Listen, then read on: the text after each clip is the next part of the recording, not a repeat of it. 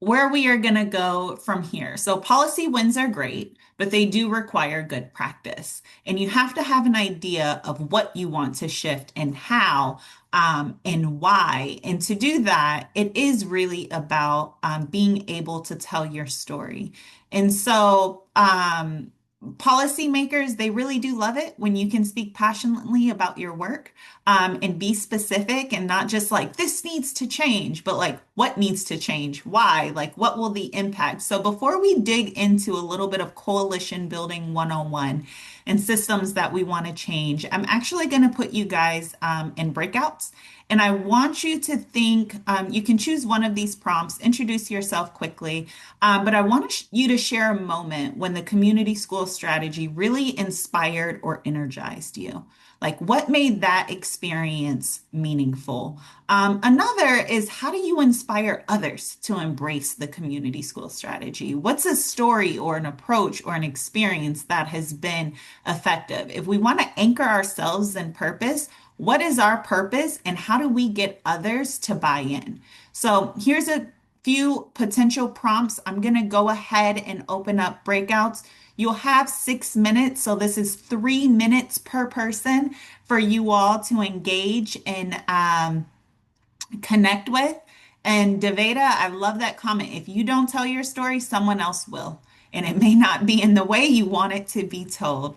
That is absolutely true. So with that, I'm going to do some breakout rooms. All right. How many of you got cut off mid-sentence?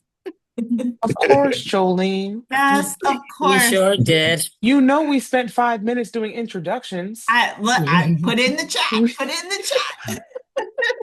The good news is that this is not going to be the only time in which you're going to be able to connect. And once again, I seriously highly recommend that you share contact information and keep the conversation going. I would love it when there is a day in which folks are just built their own professional network that we're able to help facilitate, but you have your professional networks where you can say, hey, I need help with this. Like, who do I know? And it's like, I know people all throughout the Northeast, right? That can support with this. So we will get there. But I hope the conversation was great and hold on to what you learned because we are going to revisit it. Okay. And so with that, I want to go a little bit just about coalition building. So coalition building really is the heart of community schools. It requires us to build authentic relationships with others and present a vision around what's possible if we work together. And sometimes preventing that vision of like what's possible can be difficult because you're just like, oh my gosh, how can things get better? But as a coalition, that is what we are tasked to do. And so our vision at the national level is to really create communities where everyone belongs, works together, and thrive. And we see community schools as a vehicle to attaining these communities. So the end goal is not just community schools for community schools. Like, yes, we think every school should be a community school, but our why is because we want to see transformation in people and in communities. So that all can thrive. And for some, Thrive has like an economic mobility lens. For others, it has a health lens. Thrive can mean many things for different people, but what we know is that education plays a critical role in that, in being able to set people up to attain whatever thrive means to them, as well as we need community. We can't go at it alone. So the goal is change conditions and transform communities, not community schools for community schools' sake. And by having a broad vision, we're able to invite anyone and everyone in almost under our umbrella. And so, many of you have probably seen this slide. It's meant to be an infinity. So it's meant to go from here to there, right? It's an infinity circle. And there's some built-in animation. So let me just get this all in right now because I will forget when I click. So the common thread in this is also relationships, and it requires us to really question who are we in relationship with and how do we know what we know is true? So you are going to hear many ideas about what should be in a community school. But what's really important is how you actually get there, because it's the how that leads to transformation. So the community school strategy can really help us rethink the way we engage with families and the way we make decisions that impact them. Often in education and family serving systems, we make decisions that impact families in silos with very little family and student voice. We do things to them and not with them. But the community school strategy really breaks that down. So we believe that all neighborhoods and all families and communities have wisdom, wealth, and will to contribute to their school and communities. And what we do is we intentionally seek that out and their value and bring those lived experience to those who are closest to the challenges to the school. And this is important because we know those lived experiences are coming to the school, whether we are ready for them or not. Challenges that impact communities always presents themselves in the school. Now, why schools? There's many reasons, but mostly because one, kids kind of have to be there, but they're also one of the only places in which you have repeated access and contact information for families living in that area. And so it really makes it a hub for relationship building and support. And so, what happens at those schools? The schools are able to connect, they are able to communicate, and they are able to collaborate with others to really be responsive to those lived experiences that are occurring, right? And be responsible. So, through the strategy, communities are able to create innovative and really locally driven solutions to the barriers that they're facing while recognizing those closest to the challenge have the answer. They just need support. And so, what does this lead to? This leads to cross-sector collaboration and partnerships. This leads to collaboration with people who actually have power and control over policies, over procedures, over provisions to do something about the challenges. So you have the families in the communities. They bring their lived experiences to the school. Because the school is building relationships with them, they understand those challenges. They understand the solutions that the neighborhood wants to see, and they're able to connect with those who are able to actually do something about it. And as a result, what you should see is a change going back into local community, whether it is through policy, whether it is through funding, whether it is through resource or something of that nature. And this ultimately impacts the system for the better, right? Because the more you engage families, right, they may start off as beneficiaries of services, but once you engage with them as partners through the needs assessment process, through the asset mapping, through the site-based leadership team, you're actually building their leadership skills as well to be leaders within their own community. And oftentimes they often already are. They just need an access point. And what we end up having is just more students and families that are well off. We have people actually participating in the decision-making process, and that ultimately leads to more equitable solutions and a greater impact. So this is ultimately kind of the diagram and the flow of what we are trying to build.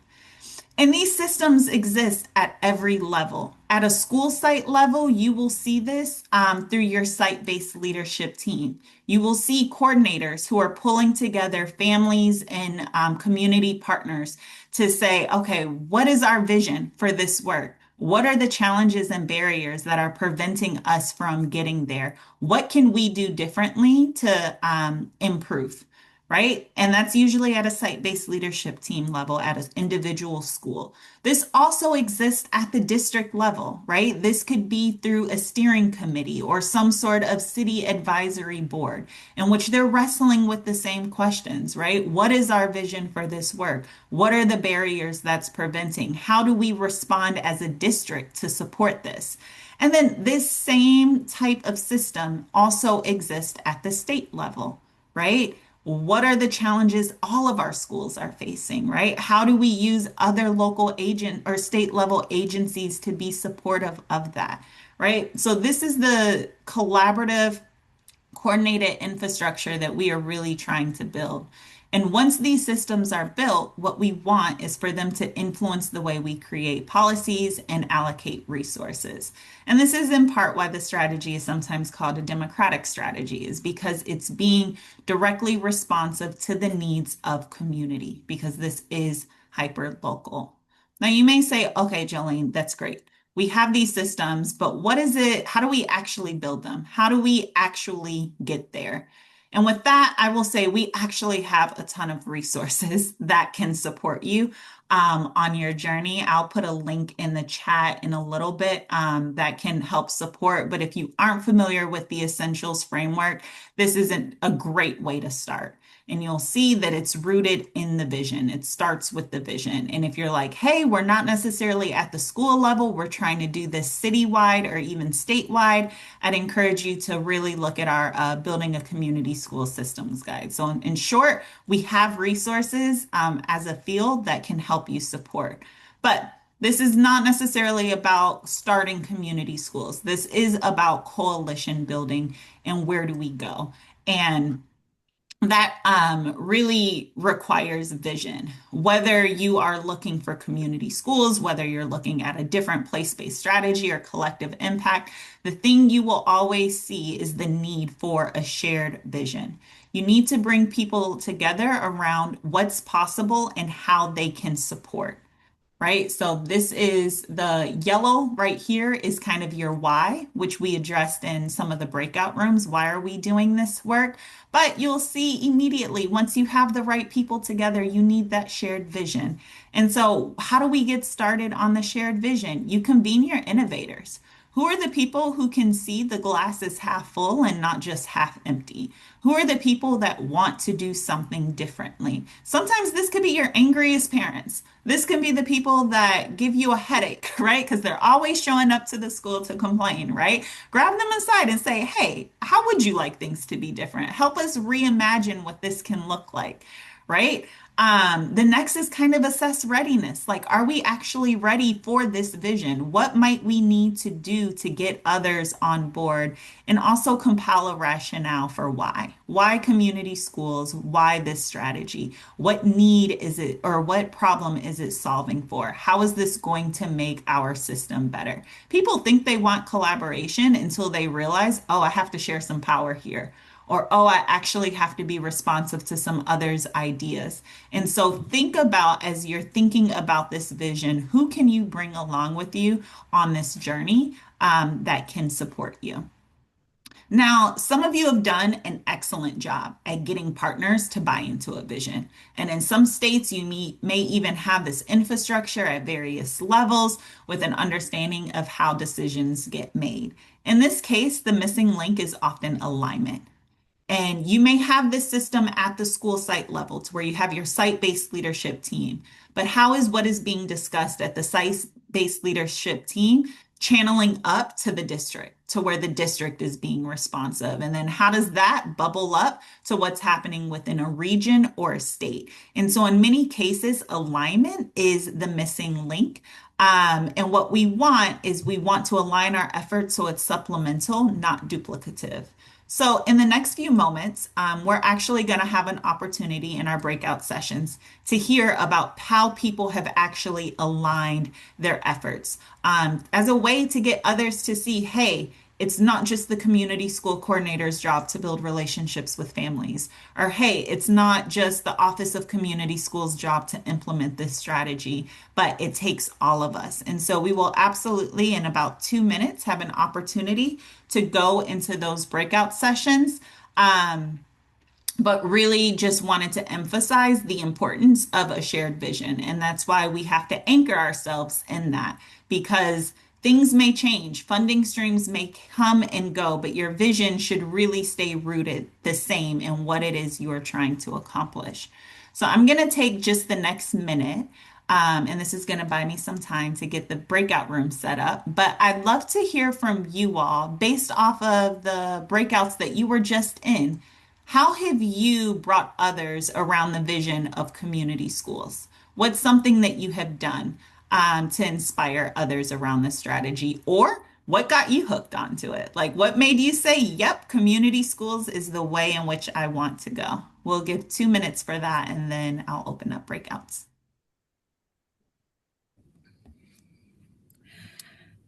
Hi, my name is Wilma. I can quickly answer that if you'd like. I am a school partnership coordinator with Lewis University and Romeoville High School. And I just want to say that what got me inspired is impacting the children that I was helping.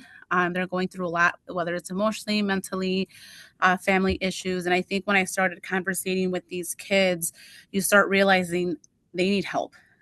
So I think once I was able to give them some sort of advice or help that they needed at that time and their response toward it, I think that's what motivated me to then take this next step and help out as much as I can. Beautiful. Mhm. Thank you. Thank No you for problem. sharing. Anyone else? One more. What inspired you to get on the community schools train?